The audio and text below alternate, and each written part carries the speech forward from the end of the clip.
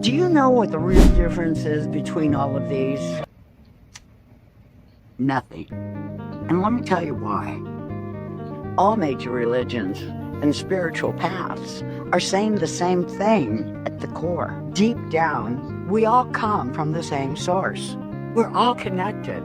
Whether you call it God, Yahweh, Allah, Jah, Tao, or the universe, it doesn't matter. What does matter? Love, peace, justice, and kindness.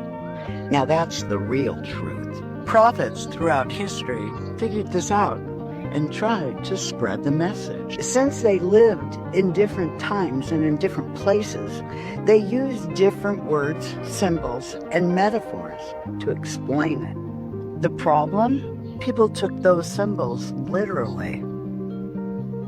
People got caught up in the differences and started dividing instead of uniting. At the end of the day, all religions are pointing to the same truth. So stop fighting over the details and live the message. Love, unity, and respect for all. Suppose you're God. Suppose you have all time, all eternity, and all power at your disposal. You were given the power to dream any dream you wanted to dream every night.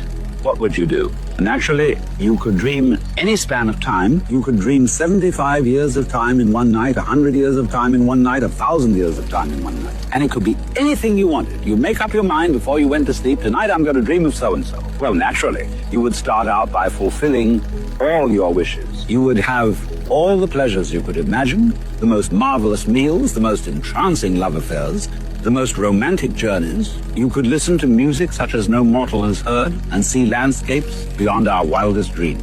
And for several nights, maybe for a whole month of nights, you would go on that way, having a wonderful time. But then after a while, you'd begin to think, I've seen quite a bit. Let's spice it up. Let's have a little adventure. And therefore, you would dream of yourself being threatened by all sorts of dangers. You would rescue princesses from dragons. You would perhaps engage in notable battles. You would be a hero. And then, as time went on, you would dare yourself to do more and more outrageous things.